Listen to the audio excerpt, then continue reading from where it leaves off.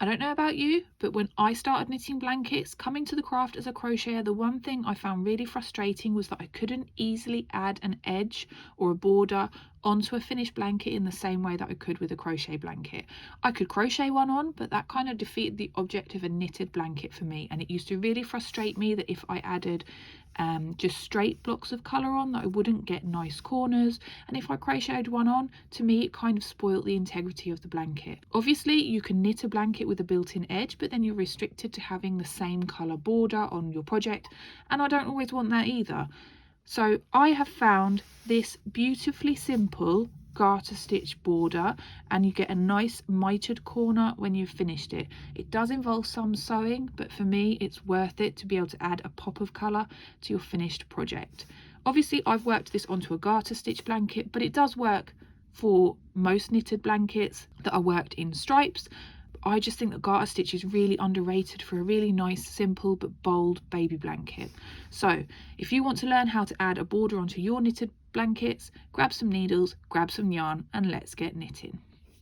For this tutorial, I'm going to use a small sample of garter stitch as effectively a tiny little blanket to show you how you work it, but you would scale this up to whatever size project you want to use.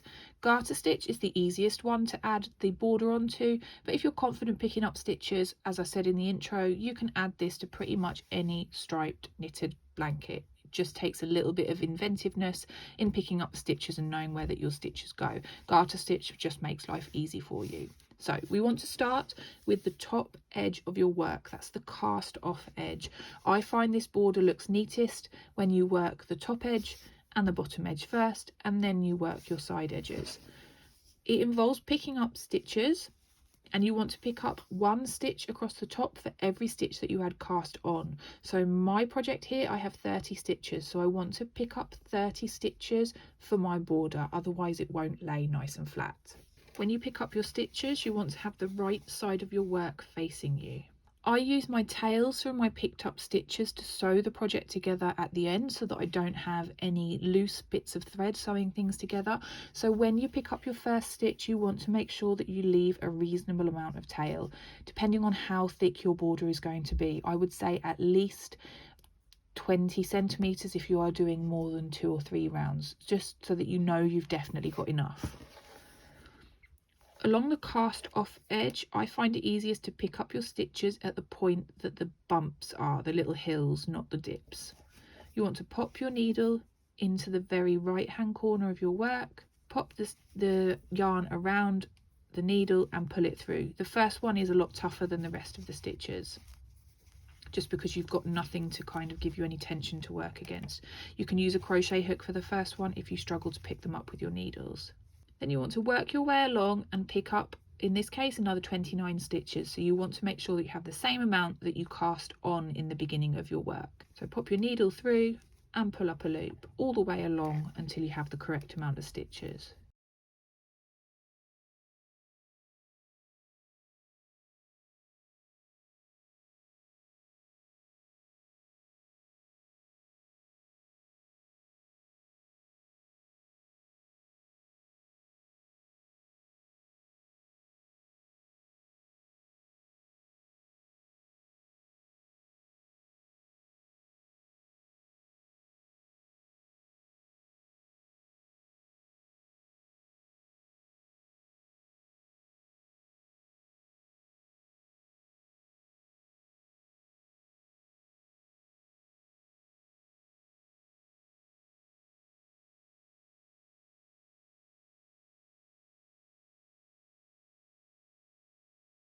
Once you've picked up your stitches, you want to turn your work and have the wrong side of your work facing you.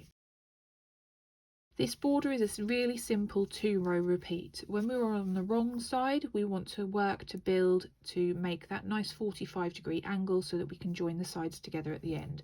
And the way we do that is the first stitch is a knit front back increase. The way we work that is you pop your needle in as if to knit and pull up a loop as if to knit, but then don't drop this loop off your left hand needle. Swing your needle back around, pop it in between your working yarn and the front of the loop and go into the back of the loop. Then you want to pick up a second loop and pull through. So you now should have 2 loops on your right hand needle, and then you can drop this stitch off your left hand needle. So you have turned 1 stitch into 2 stitches. Then you want to knit every stitch until the final stitch.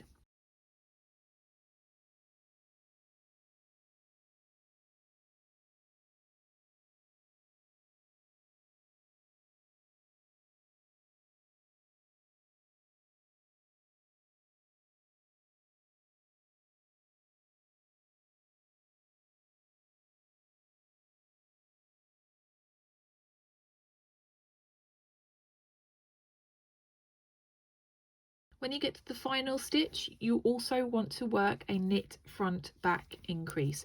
This stitch will be loose because it has our yarn tail, but don't worry about that because we can then go and tighten it up after we've worked the stitch.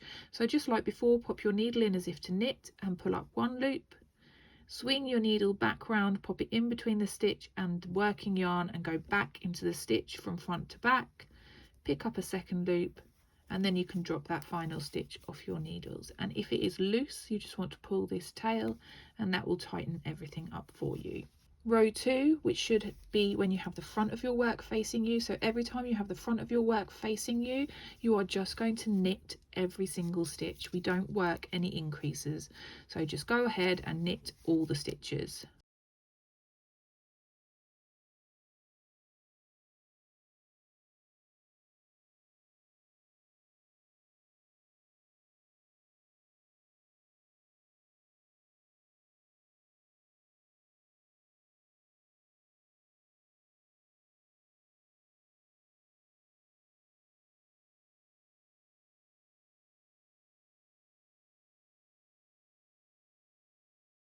And it's that simple repeat that you work until your border is as deep as you want it to be. So just to recap that again for you, row 1 of your 2 row repeat is as follows. You want to knit front back in the first stitch,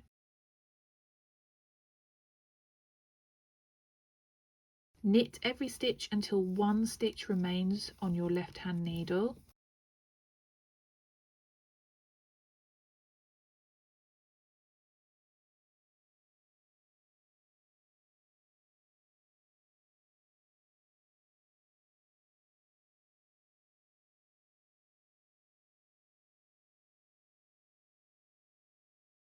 and then when there's 1 stitch left on your left hand needle, we're going to work a knit front back increase into that final stitch as well. Turn your work,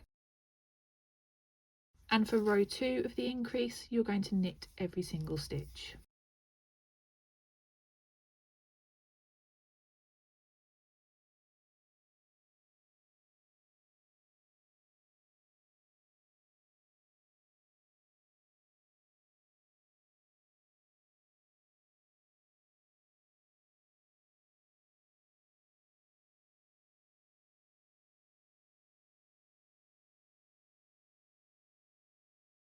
And you would repeat those 2 rows until you have as many garter ridges as you want for your border.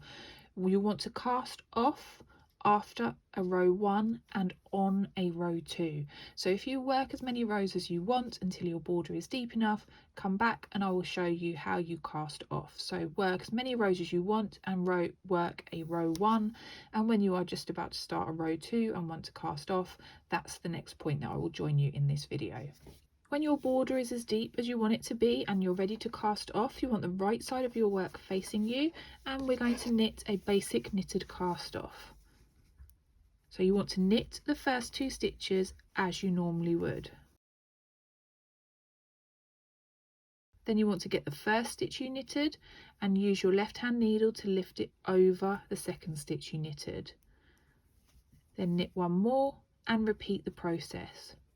So it's knit and lift, knit and lift. You should never have more than 2 stitches on this right hand needle, and you want to do that all the way across until you've done this to every single stitch, and you will have 1 loop left on your right hand needle. If you want a more in-depth tutorial about the cast off, I'll pop a link up in the top corner here, so if you're not familiar with it and you just need a little bit more walkthrough, you can go ahead and watch that, as in that one I talk you through it much slower than I have done here.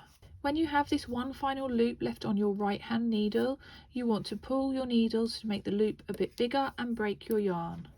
Then you want to pull that tail through the loop that you created and pull it gently and tighten it up.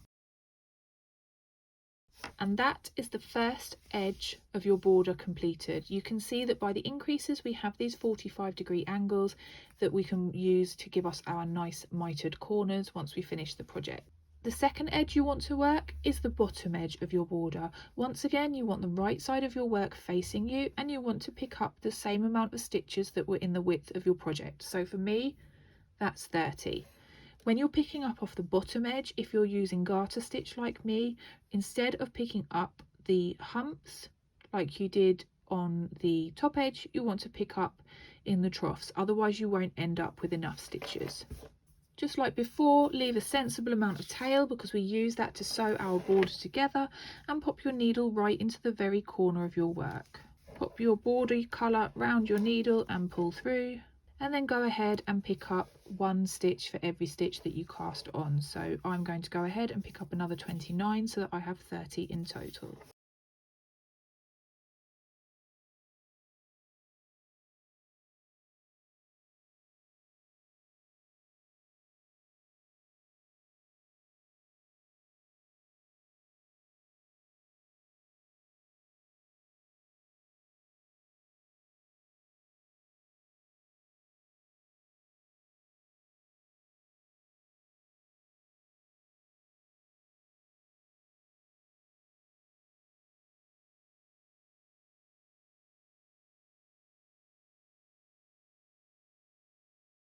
Sometimes with this bottom edge, the last stitch you just have to kind of find right in the very corner of your work.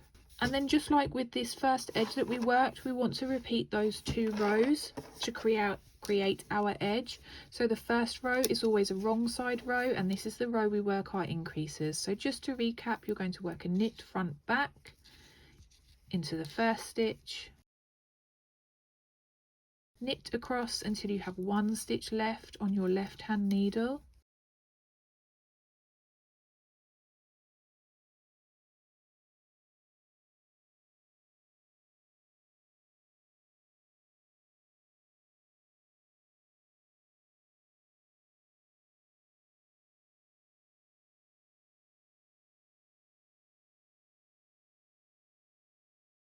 and then in the last stitch you're going to work a knit front back increase again. Just like before, don't panic if this stitch is loose because you can tug that tail to tighten that stitch up to create a nice neat stitch. Row 2, you knit every single stitch.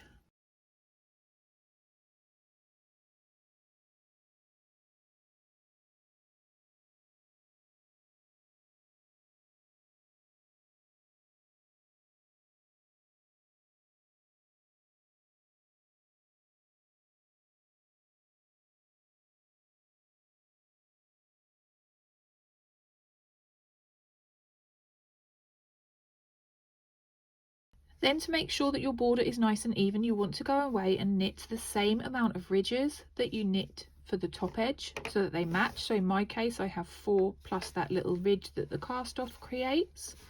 You want to go ahead and do that, and then you want to cast off just like we did for the first row, and then I will show you how to add the side edges. So we now have a matching top and bottom edge, and we want to work our sides. Both side edges are worked in exactly the same way, and they're also worked in a really similar way to the top and bottom edge, the only difference being the way you pick up your stitches. So I'm going to show you how to work one side and pick up your stitches, and then you can go ahead and work the second side because they're worked in exactly the same way. For our long sides, we're going to pick up stitches in between these garter stitch ridges. So you want to pop your needle in the first gap between ridges after your border. So you don't want to pick up between the pink and the grey, you want to find the first gap on your actual piece of work. And you can see if we stretch these stitches out, you can see these little V's. You want to go underneath this little V, no deeper, underneath the first little V. Just as we have been doing, leave enough tail for us to use to sew our edges together. Pop your needle in that first ridge and pick up a stitch, and then you want to work all the way along, picking up a stitch from in between each garter ridge. When you work your first side, it's useful, if you're not confident knowing that you have only worked garter stitch, to count your stitches. When you're working with garter stitch and you're picking in between ridges, you don't really need to count your stitches because you will have exactly the same amount of ridges on the opposite side. But if you're working into something like stockinette or combined sets of stitches, it's useful to count your long side edge stitches so that you can make sure that you pick up exactly the same amount on the opposite side, so that you don't end up with a wonky border.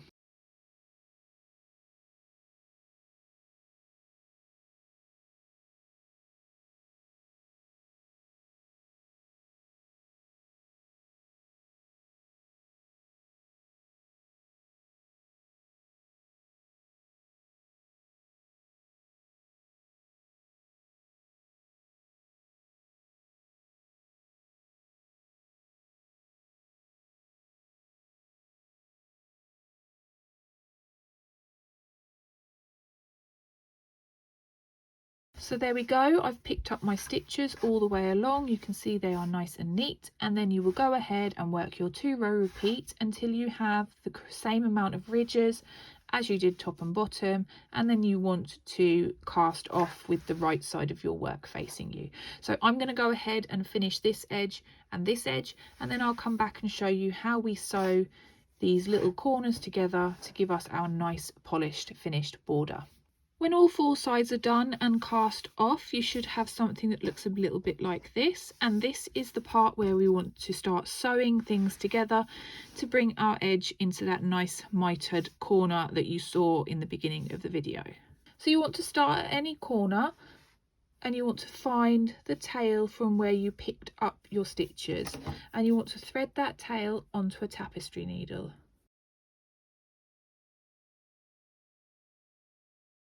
Then what you want to do is on the opposite edge to where the tail is, so the tail is attached to this piece here, so you want to go into this opposite edge, and you want to find the gap between the first 2 garter ridges, and at the very edge of it, pop your needle up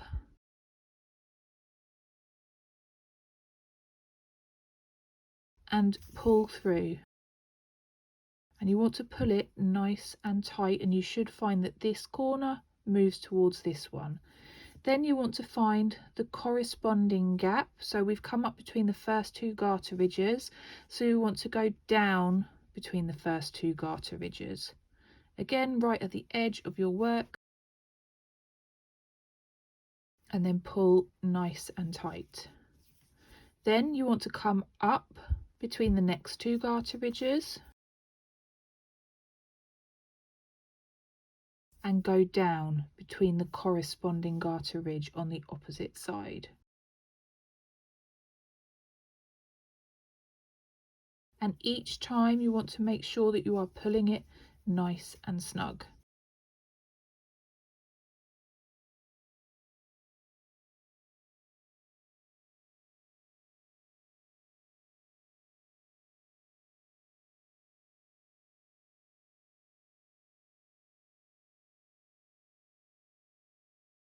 For the last part, you come up between the last garter ridge and your cast off, and go down between your last garter ridge and your cast off. And you will see that by sewing that, it has pulled it nicely into a mitre. And the way I finish this off is I get this tail that my needle is attached to and go down into the cast off edge of the opposite side that was knitted and pull tight. And I take my needle off, grab the tail from the cast off,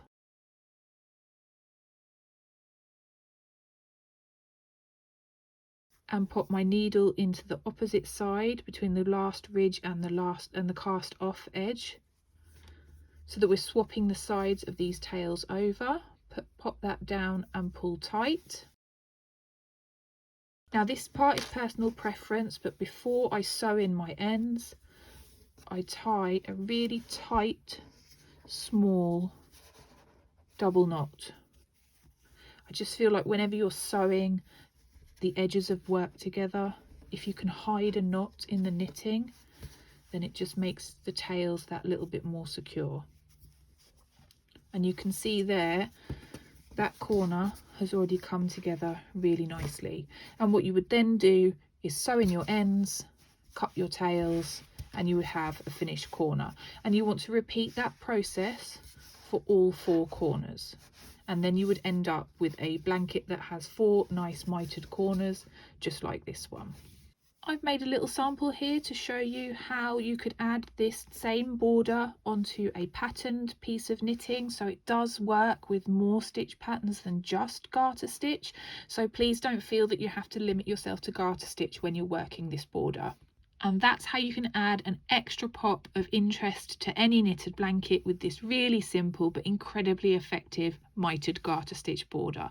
I really hope you've enjoyed this tutorial. If you have, please give it a thumbs up and let me know what blankets you add this border onto, and I will see you again for another tutorial soon. Bye!